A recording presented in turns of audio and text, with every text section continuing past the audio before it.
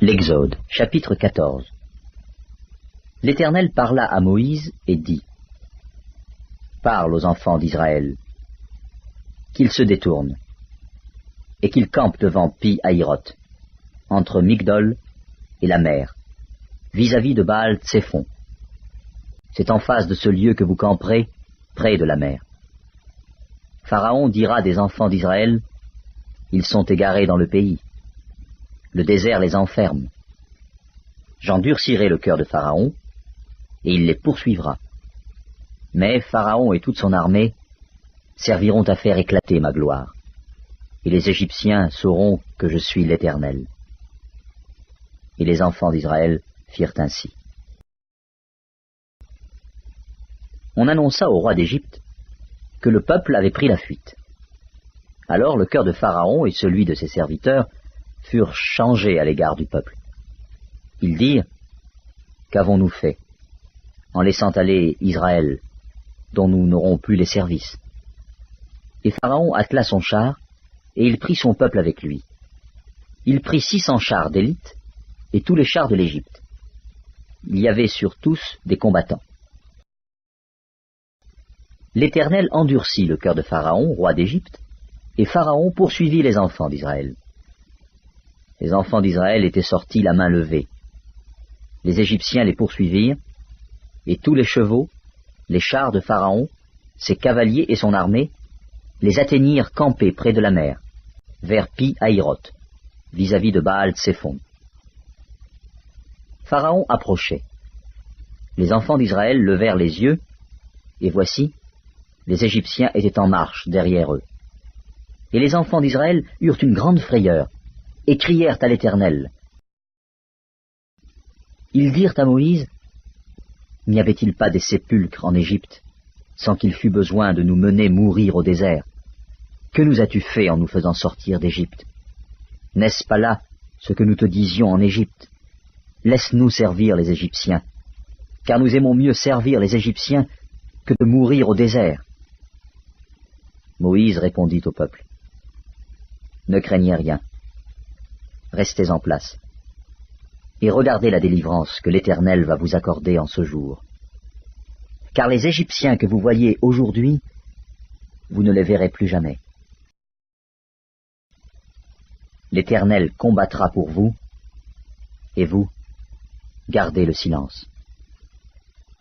L'Éternel dit à Moïse : Pourquoi ces cris? Parle aux enfants d'Israël, et qu'ils marchent. Toi, lève ta verge, étends ta main sur la mer, et fends-la. Et les enfants d'Israël entreront au milieu de la mer, à sec. Et moi, je vais endurcir le cœur des Égyptiens, pour qu'ils y entrent après eux. Et Pharaon et toute son armée, ses chars et ses cavaliers, feront éclater ma gloire. Et les Égyptiens sauront que je suis l'Éternel, quand Pharaon, ses chars et ses cavaliers auront fait éclater ma gloire. L'ange de Dieu, qui allait devant le camp d'Israël, partit et alla derrière eux. Et la colonne de nuée qui les précédait partit et se tint derrière eux. Elle se plaça entre le camp des Égyptiens et le camp d'Israël. Cette nuée était ténébreuse d'un côté, et de l'autre, elle éclairait la nuit. Et les deux camps n'approchèrent point l'un de l'autre pendant toute la nuit. Moïse étendit sa main sur la mer, et l'Éternel refoula la mer par un vent d'Orient, qui souffla avec impétuosité toute la nuit. Il mit la mer à sec, et les eaux se fendirent. Les enfants d'Israël entrèrent au milieu de la mer à sec, et les eaux formaient comme une muraille à leur droite et à leur gauche. Les Égyptiens les poursuivirent, et tous les chevaux de Pharaon, ses chars et ses cavaliers, entrèrent après eux au milieu de la mer. À la veille du matin, l'Éternel, de la colonne de feu et de nuée, regarda le camp des Égyptiens, et mit en désordre le camp des Égyptiens. Il ôta les roues de leurs chars, et en rendit la marche difficile. Les Égyptiens dirent alors : Fuyons devant Israël, car l'Éternel combat pour lui, contre les Égyptiens. L'Éternel dit à Moïse, « Étends ta main sur la mer, et les eaux reviendront sur les Égyptiens, sur leurs chars et sur leurs cavaliers. » Moïse étendit sa main sur la mer, et vers le matin, la mer reprit son impétuosité, et les Égyptiens s'enfuirent à son approche. Mais l'Éternel précipita les Égyptiens au milieu de la mer. Les eaux revinrent et couvrirent les chars, les cavaliers et toute l'armée de Pharaon, qui était entrée dans la mer après les enfants d'Israël. Et il n'en échappa pas un seul. Mais les enfants d'Israël marchèrent à sec au milieu de la mer, et les eaux formaient comme une muraille à leur droite et à leur gauche.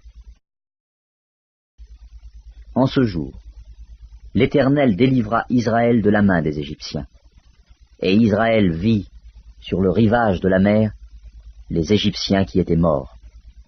Israël vit la main puissante que l'Éternel avait dirigée contre les Égyptiens, et le peuple craignit l'Éternel, et il crut en l'Éternel et en Moïse, son serviteur.